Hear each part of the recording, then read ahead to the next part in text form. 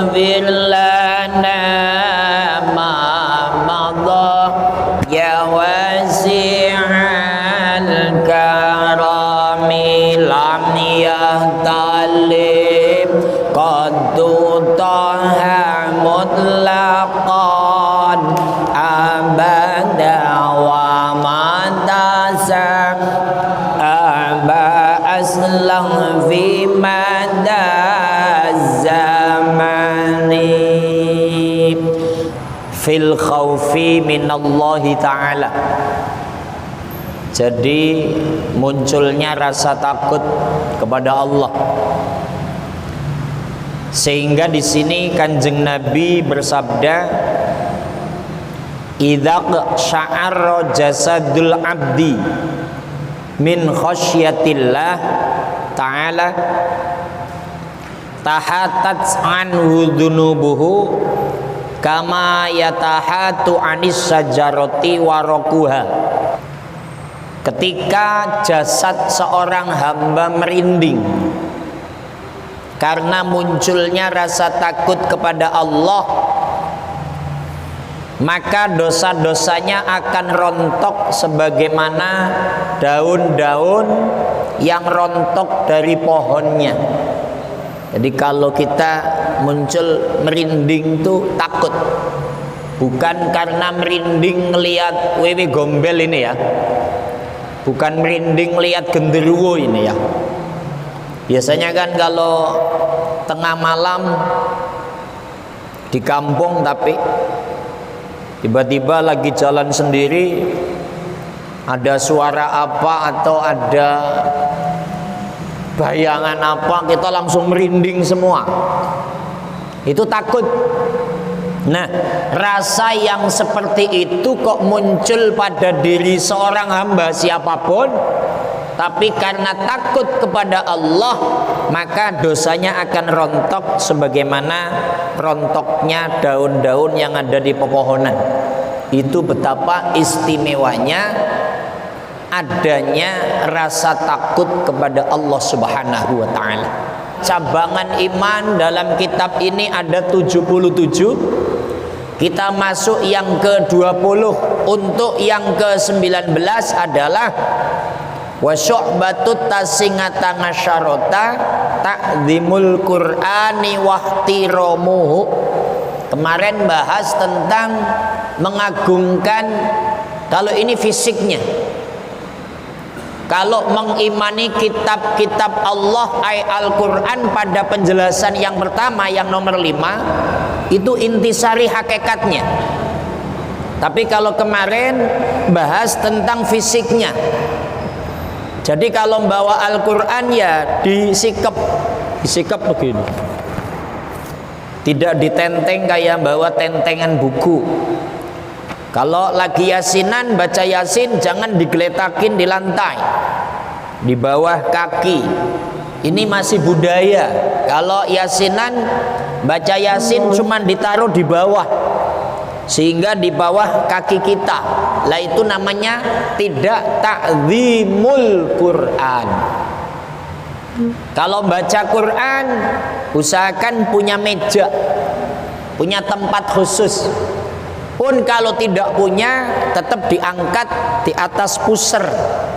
Itu orang yang seperti itu namanya tanda-tanda orang iman sangat mengagungkan Al-Quran.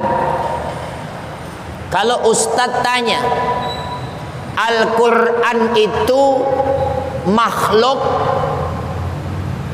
apa bukan kira-kira? Kullu syai'in ma siwallah makhluk. Segala sesuatu selain Allah namanya makhluk. Kalau Allah namanya khaliq. Khaliqun zat yang menciptakan, makhlukun zat, makhlukun sesuatu yang diciptakan. Ustadz tanya, Al-Quran makhluk apa bukan? Hah? Kalau berani mengatakan makhluk, ya berarti itu bukan kalam Allah, Tapi kalau tidak dikatakan makhluk, lalu Quran itu apa? Wong wujud. Kalam Allah itu la suratalahu wala mahalalahu. Itu kalam Allah. Tidak ada bentuknya, tidak ada tempatnya. Tapi Quran wujud, bentuknya ada di sana. Al-Quran. Maka ketika nanti ada pemahaman Al-Quran itu adalah makhluk, kira-kira pendapat jamaah bagaimana kira-kira? Untuk argumentasi ini, saya kasih tahu. Imam Hambali atau Imam Ahmad bin Hambal itu dipenjara gara-gara penguasa kala itu memaksa kepada alim ulama agar mengatakan kalau Al-Quran itu adalah makhluk. Kalau Al-Quran makhluk, yang nggak boleh buat sandaran. Terus apa yang namanya Al-Quran? Jawabannya langsung saja kalam Allah. Adapun mereka mengargumentasikan kalam Allah tidak terbentuk, kalam Allah tidak tempat, jawaban kita Quran adalah kalam Allah untuk menjadi pedoman hidup, tapi Quran bukan makhluk. Maka Imam Hambali dipenjara gara-gara suruh mengatakan Al-Quran adalah makhluk. Maka kita harus meyakini Quran adalah kitab suci, Quran adalah kalam Allah. Makanya saking istimewanya, khusus di dalam cabangan iman takzimul Qur'ani wa tiramuhu, fisiknya aja kita hormati. La yamassuhu illal mutahharun. Tidak boleh memegang Al-Quran kecuali orang-orang yang suci. Itu Al-Quran. Bismillahirrahmanirrahim. Kitab Qami'ud Dughyan fil Ishrin. Kitab Qami'ud Dughyan akan membahas cabangan iman yang ke-20. Wa syu'batul ishruna at-taharatu. Qala Allah Ta'ala, a'udzu billahi minasy syaithanir rajim. Ya ayyuhalladzina amanu idza kuntum ilas sholati faghsilu wujuhakum wa aydiyakum ilal marafiq wamsahu bi ru'usikum warjulakum ilal ka'bain wa in kuntum junuban fattahharu wa in kuntum marada aw ala safarin aw jaa ahadun minkum minal ghaidi aw lamastumun nisaa falam tajidu ma an fatayammamu sa'idan thayyiban famsahu biwujuhikum wa aydikum minhu ma yuridullahu liyaj'ala 'alaikum min haraj walakin yuridu liyutahhirakum wa liyutimma ni'matahu 'alaikum la'allakum tashkurun.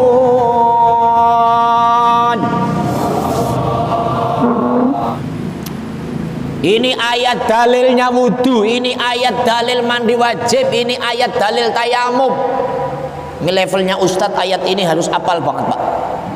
Dalil ini, dalil wudu, dalil tayamum, dalil mandi wajib. Di sini nih, Pak. Jadi kalau Ustadz nggak hafal ini, ya Ustadz juga sih. Hai orang-orang yang beriman, apabila kamu hendak mengerjakan sholat, di sini, kalau mau sholat, maka basuhlah mukamu dan tanganmu sampai dengan siku, dan sapulah kepalamu dan basuh kakimu sampai dengan kedua mata kaki. Itu dalilnya wudu. Maka yang namanya wudu cukup 6. 1 niat, 2 basuh muka, 3 nyuci tangan sampai siku, 4 mengusap kepala, 5 mencuci kaki sampai mata kaki, yang 6 tartib. Itu wudu. Udah kita bahas itulah, udah hafal semua. Dan jika kamu junub, maka mandilah. Jadi kalau kita habis melakukan kewajiban dengan istri kita, maka mandi wajib, harus mandi. Dan jika kamu sakit atau dalam perjalanan atau kembali dari tempat buang air atau kakus atau menyentuh perempuan lalu kamu tidak memperoleh air, maka bertayamumlah dengan tanah baik atau bersih. Bagaimana caranya? Sapulah mukamu dan tanganmu dengan tanah itu. Jadi kalau kita mau wudhu nggak punya air, mau mandi wajib nggak punya air, cukup tayamum. Bagaimana cara tayamum? Basuh muka dan tangan. Ini dalilnya. Tayamum pakai apa? Pakai debu yang bersih. Inna likulli syai'in turab. Segala sesuatu ada debu, termasuk di pesawat. Makanya kalau di pesawat itu wudhunya pakai jok depannya. Kang Agus Sono sudah. Agus ini belum naik pesawat ya. Pengen nggak naik pesawat? Serius? Mahal mas. Ketika di pesawat, maka dikasih tahu pakai bahasa Inggris lagi ya. Tapi nanti terus pakai bahasa Arab. Akhirnya petugas menyampaikan, Mas, waktu sholat gitu. Kan kalau di pengumuman kita memasuki negara India, waktunya sholat maghrib gitu ya. Dipakai bahasa Inggris, saya nggak bisa. Akhirnya silakan pada sholat itu pada tayamum di tembok di papan jok. Di joknya ada TV-nya Kang Agus. TV-nya gedenya segini. Makanya orang yang umroh haji naik pesawat cuma nonton game doang. Allahu Akbar. Yang jadi masalah pasti nggak bisa nyalain, itu loh yang jadi masalah. Nyalain lu nggak tahu caranya. Dasar katrok. Pasti orang angke yang begitu. Allahumma sholli ala Muhammad. Tayamum mas di jok. Maka caranya ambillah yang bawah dulu. Di sini kan sapulah mukamu, tempel gini mas bro, telak, langsung aja begini. Niatnya nawaitu tayamuman listibahatis sholat. Niat tayamum agar boleh sholat. Dah, ambil atasnya lagi, tangan, tapi ini dilingking dulu. Udah sholat. Gitu bahasanya.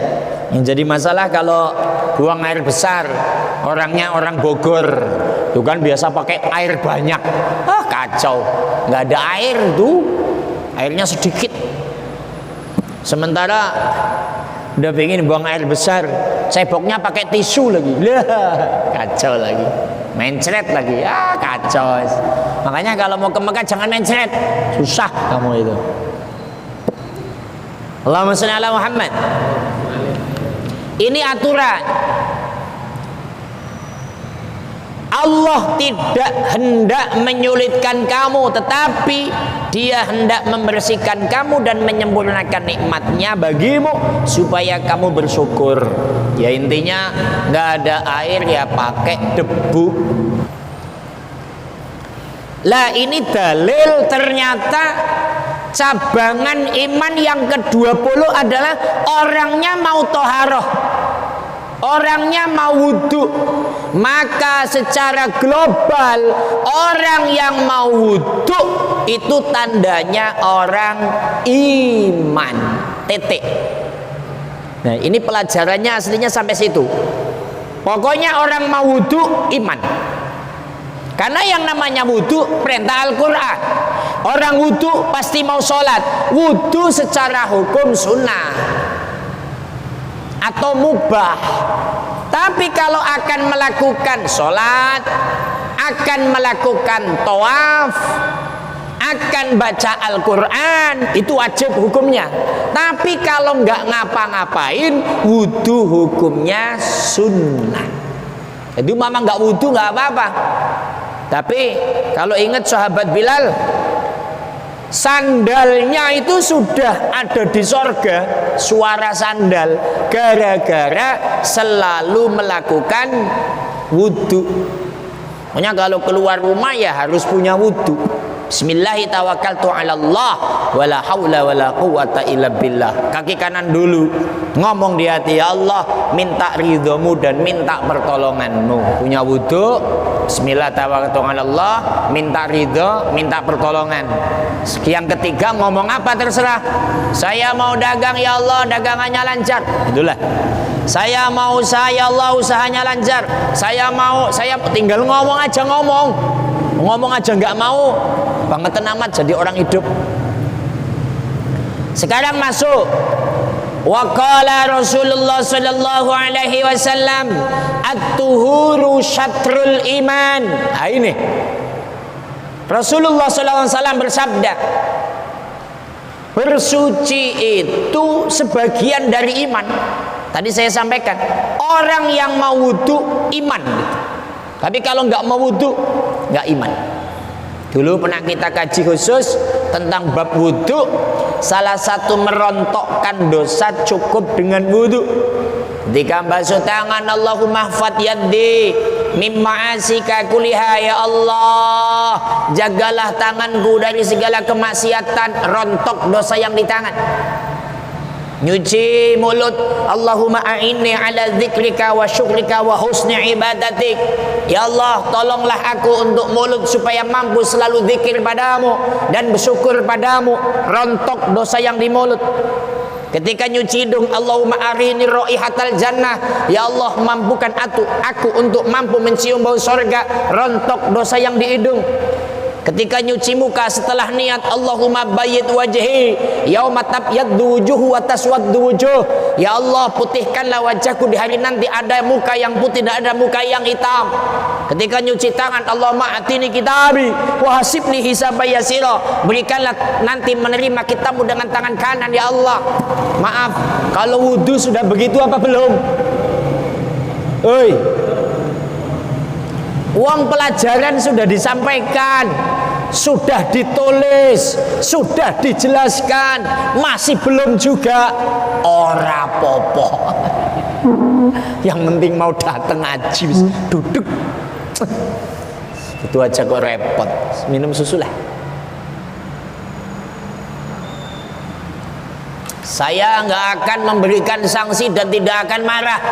Tugas saya hanya menyampaikan. Itu Pak Haji ya. Nah, kalau saya begitu, pelan-pelan. Allahumma la tu'tini kitabi bisimali wala mi wara'i dhahri. Ya Allah jangan sampai aku menerima dengan tangan kiri atau dengan punggungku, ya Allah. Saya hayati gitu, karena saya dosanya banyak banget Kang Agus.